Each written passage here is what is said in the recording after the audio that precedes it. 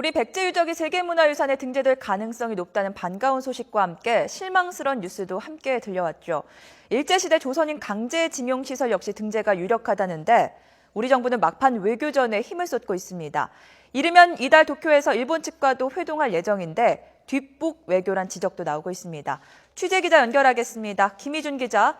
네, 외교부입니다. 네, 일제시대 강제징용시설의 세계문화유산 등록과 관련해서 한국과 일본 양자 협의가 열릴 예정이라고요? 네, 일본의 근대산업시설의 세계유산 등재와 관련해 정부가 이르면 이번 달 일본 측과 양자 협의에 나섭니다.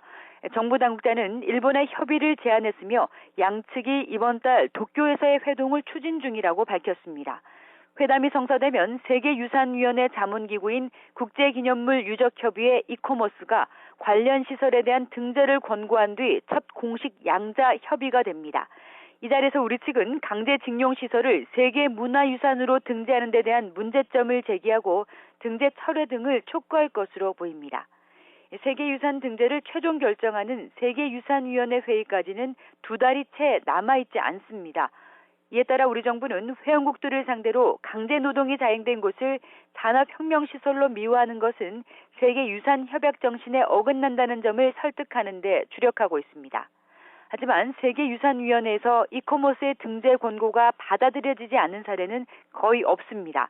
지난 10년 동안 이스라엘과 아랍 국가 사이의 영토 문제로 등재가 보류된 단 한 건에 불과합니다. 때문에 2012년 하반기부터 일본의 등재 움직임을 파악한 정부가 이제야 총력전을 벌인 데 대해 늑장, 뒷북 외교란 비판이 나오고 있습니다. 사실상 이번 등재를 막기는 힘든 상황인 만큼 정부는 세계유산 등재 보고서에 조선인 강제징용 사실을 명기하는 등의 차선책도 고려하고 있는 것으로 전해졌습니다. 아우슈비츠 수용소를 세계유산으로 등재한 것도 비인륜적인 범죄가 다시는 되풀이되지 않도록 하겠다는 의미였던 것과 같은 맥락입니다.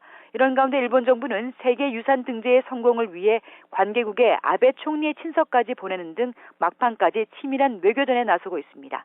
지금까지 외교부에서 YTN 김희준입니다.